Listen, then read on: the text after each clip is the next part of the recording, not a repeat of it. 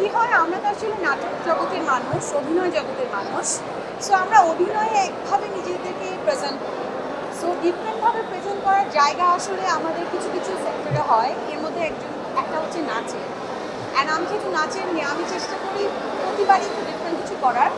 So এবারও একটা নতুন একটা ট্র্যাক নিয়ে নতুন একটা ডিফারেন্ট লুকে আসবো বা ডিফারেন্ট একটা ডান্স পারফরমেন্স করবো। অ্যান্ড আই হোপ সবার অনেক ভালো লাগবে।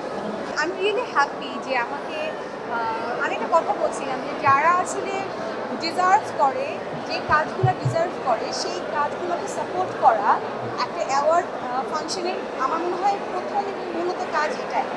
সো যারা আসলে এটা করে আমি তাদেরকে অনেক অ্যাপ্রিসিয়েট করি। সো আমার অনেক কাজ আছে আলহামদুলিল্লাহ, এর মধ্যে ঘুম করি হচ্ছে অনেকটাই ব্যতিক্রম এবং এখনও আমি সেটার জন্য অনেক প্রশংসা পাই। সো এটা ঘুম করি নিয়ে যেহেতু আমি নমিনেটেড, তো আমি অনেক হ্যাপি এবং আমার মনে হয় আমার পুরো ঘুম করি কিন্তু অনেক happy।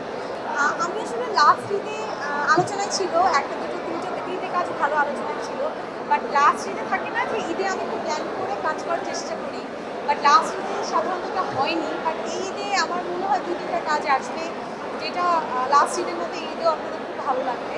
সো আমি চেষ্টা করি এখন খুব কম কাজ করে একটু ভালো কাজ মানুষজনকে দেওয়ার। সো আমি সেটাই চেষ্টা করছি আর এটাই চেষ্টা করবো ইনশাআল্লাহ।